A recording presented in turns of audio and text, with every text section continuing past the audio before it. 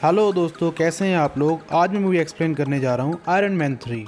दोस्तों, अगर आप लोगों ने मेरी इससे पहले की एक्सप्लेनेशन आयरन मैन 1 और आयरन मैन 2 की वीडियो अभी तक नहीं देखी तो आप पहले वो देखिए, लिंक मैंने डिस्क्रिप्शन बॉक्स में दे दिया है। तो चलिए दोस्तों, हम ज़्यादा समय ना खराब करते हुए वीडियो को स्टार्ट करते हैं। मूवी स्टार्ट होती है 1999 में, जहाँ टोनी स्टार्क एक पार्टी में एंजॉय कर रहे होते हैं और उसके साथ एक लेडी होती है जिसका नाम माया होता है। माया टोनी स्टार्क को बताती है कि उसने एक वायरस बनाया है जो कि डिसेबल लोगों को ठीक कर सकता है, लेकिन अभी भी इसके फॉर्मूले में कुछ कमियां होती हैं, इसलिए टोनी स्टार्क से मदद मांगती है। इसी पार्टी में एक साइंटिस्ट होता है जिसका नाम एल्ड्रिच किलियन होता है।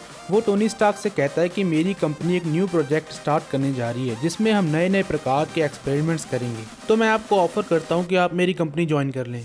लेकिन टोनी पहले से ही बिलियनर होता है और वो इससे झूठा वादा करता है और इसे बोलता है कि मैं थोड़ी देर में तुमसे मिलने के लिए छत पे आ रहा हूँ। इसके बाद किलियन टोनी का बहुत देर तक इंतजार करता है, लेकिन टोनी वहाँ नहीं आता, जिससे किलियन को समझ में आ जाता है कि टोनी ने इससे झूठ बोला था और अब ये टोनी से नफरत करने लग जाता है। टोनी माया का भी साथ छोड़कर चला जाता है, जिससे माया टोनी से नाराज हो जाती है और फिर माया किलियन की कंपनी को ज्वाइन कर लेती है। अब कहानी आती है प्रेजेंट में। दोस्तों, ये सीन उस वक्त के कुछ समय बाद का होता है जब सभी एवेंजर्स ने मिलकर लोकी की चित्तौरी आर्मी को न्यूयॉर्क में हराया था। लेकिन इस बैटल के बाद टोनी को घबराहट के दौरे आना स्टार्ट होते हैं, क्योंकि टोनी को कहीं ना कहीं ऐसा लगता है कि वैसा कोई बैटल दोबारा से ना हो। इसलिए टोनी अब ये डिसाइड करता है कि वो अपनी पूरी आयरन मैन टीम तैयार करेगा, जिसको वो नाम देता है आयरन लीजन। इसी दौरान अमेरिका में मैंड्रिन नाम का एक आतंकवादी जगह जगह बॉम्ब ब्लास्ट करवा रहा था। इन्हीं हमलों में एक जगह टोनी का बॉडीगार्ड हैप्पी हॉगन भी घायल हो जाता है। टोनी जब उसे हॉस्पिटल में देखने आता है तब उसे बहुत गुस्सा आता है। फिर वो मैंड्रिन और उसके आदमियों को प्रेस वालों के सामने सरेआम धमकी देता है। इसी दिन माया टोनी के घर आती है और वो टोनी को बताती है कि मैंड्रिन तुम पर हमला करने वाला है। तभी अचानक से मैंड्रिन के लोग टोनी के घर पर हमला कर देते हैं। यहाँ आयरन मैन सूट टोनी के कहने पर पेपर पॉट्स और माया को सुरक्षित जगह पर पहुंचा देता है, लेकिन टोनी यहाँ घायल हो जाता है, जिस वजह से Iron Man suit Tony Stark को यहाँ से ऑटो पायलट पर रोज सील नाम के एक शहर में ले जाता है। दरअसल टोनी के एआई जार्विस ने टोनी की मर्जी से ही टोनी को इस लोकेशन पर पहुंचाया होता है, क्योंकि टोनी ने कुछ समय पहले इस लोकेशन पर मैंड्रिन को पकड़ने के लिए उसके डेटाबेस पर रिसर्च की थी। यहाँ टोनी के सूट की पावर खत्म हो जाती है, जिस वजह से अब वो इस सूट को यूज करके वापस नहीं जा सकता। इसलिए टोनी इस सूट को रस्सी से बांधकर घसीटकर शहर की तरफ लेकर जाता है। जब टोनी इस शहर में आता है तब वो एक बच्चे से मिलता है जिसका नाम हार्ली होता है। टोनी हार्ली के घर अपना सूट चार्ज करता है और इस शहर में इन्वेस्टिगेशन करना शुरू कर देता है। अब जब टोनी स्टार्क इन्वेस्टिगेशन शुरू करता है तब उसे पता चलता है कि ये अटैक्स किसी बॉम्ब के धमाके से नहीं,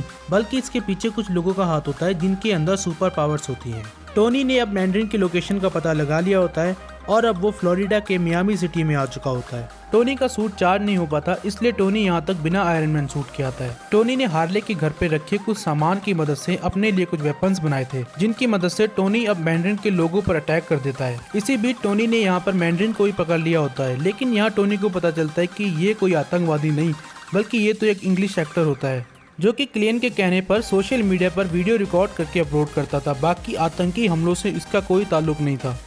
इसी दौरान किलियन का एक आदमी टोनी को पीछे से पकड़ लेता है और उसे किडनैप कर लेता है। किलियन ने टोनी को एक खुफिया कमरे में कैद कर रखा होता है और उसे बताता है कि कैसे तुमने उस रात मुझसे झूठा वादा किया था। किलियन ने यहाँ पेपर पॉट्स को भी पकड़ लिया होता है और किलियन पेपर के शरीर में एस्टिमेट इंजेक्ट कर देता है, जिससे पेपर को काफी तकलीफ होती है। दरअसल किलियन ये चाहता है कि अब टोनी पेपर को बचाने के लिए एस्टिमेट की कमियों को ठीक करे। इसी बीच माया को यह सब ठीक नहीं लगता और वो किलियन को कहती है कि ये तुम ठीक नहीं कर रहे हो। ये सुनते ही किलियन माया को गोली मारकर मार देता है। इधर वॉर मशीन यानी रोडी को भी किलियन की गलत लोकेशन बताकर पकड़ लिया जाता है। दरअसल अब किलियन का अगला निशाना यूएस के प्रेसिडेंट होते हैं। इस काम में यूएस के वाइस प्रेसिडेंट किलियन की मदद कर रहे होते हैं, क्योंकि किलियन प्रेसिडेंट को मारकर वाइस प्रेसिडेंट को नया प्रेसिडेंट बनाना चाहता है, जिससे किलियन पूरे यूएस पर इनडायरेक्टली राज करना चाहता है। किलियन रोडी से उसका आर्मर छीनकर और अपने एक आदमी को वो आर्मर पहनाकर प्रेसिडेंट को किडनैप करवा देता है।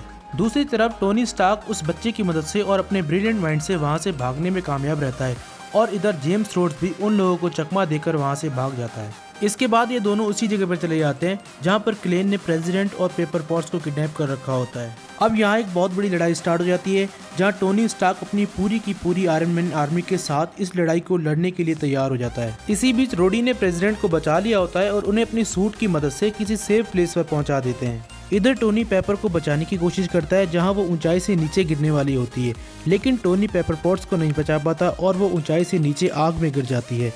ये देखकर टोनी अपना आपा खो देता है और फिर वो किलियन पर अटैक कर देता है। अब टोनी और किलियन के बीच एक लड़ाई स्टार्ट हो जाती है, जहां हमें ये देखने को मिलता है कि क्लेन की बॉडी उबलते लावा की तरह होती है। जब टोनी क्लेन पर अटैक करता है तो उस पर कोई असर नहीं होता। इसी फाइट में एक सीन ऐसा भी आता है जब टोनी क्लेन की बॉडी पर अपना आयरन मैन सूट फिट कर देता है और फिर उसे ब्लास्ट कर देता है, लेकिन क्योंकि क्लेन की बॉडी पहले से ही लावा की तरह उबल रही होती है, इसलिए यहाँ भी उस पर इस चीज का कोई असर नहीं होता। अब क्लेन टोनी स्टार्क को मारने ही वाला होता है कि वहाँ पेपर पॉट्स आ जाती है। दरअसल जब क्लेन ने पेपर की बॉडी में एस्टिमेट इंजेक्ट किया था तो पेपर की बॉडी में उसका असर रह गया था, जिस वजह से पेपर की बॉडी जब ऊंचाई से नीचे आग में गिरी थी तब उसकी बॉडी ने खुद को सरवाइव कर लिया था। इसके बाद पेपर अपनी पावर के साथ क्लेन को यहाँ मार देती है और ये लड़ाई यहाँ पर खत्म हो जाती है। टोनी पेपर को जिंदा देखकर बहुत खुश होता है और इसके बाद वो अपने सभी आर्मर्स को आसमान में ब्लास्ट कर देता है। अब अगले सीन में हमें ये देखने को मिलता है कि वाइस प्रेसिडेंट और मैंड्रिन की एक्टिंग करने वाले एक्टर को अरेस्ट कर लिया जाता है। मूवी के एंड सीन में टोनी पेपर की बॉडी से एस्टिमेट निकलवा लेता है। यहाँ उसने खुद का भी ऑपरेशन करवा लिया होता है, जहाँ उसने अपनी चेस्ट से मेटल के छोटे कण निकलवा लिए होते हैं। इससे हमें पता चलता है कि टोनी अब बिना आर्क रिएक्टर के भी जिंदा रह सकता है। फिर वो अपना आर्क रिएक्टर पानी में फेंक कर वहाँ से चला जाता है। इसी के साथ ये मूवी यहाँ पे खत्म हो जाती है। इस मूवी के पोस्ट क्रेडिट सीन में हमें देखने को मिलता है कि टोनी स्टार्क अपनी पूरी कहानी ब्रूस बैनर को सुना रहे होते हैं और ब्रूस बैनर टोनी की बातें सुनते सुनते ही सो जाता है। तो गाइज ये थी मेरी आज की एक्सप्लेनेशन। ये मूवी 2013 में आई थी। इस मूवी का बजट $200 मिलियन था और इस मूवी ने वर्ल्ड वाइड $1.2 बिलियन की कमाई की थी।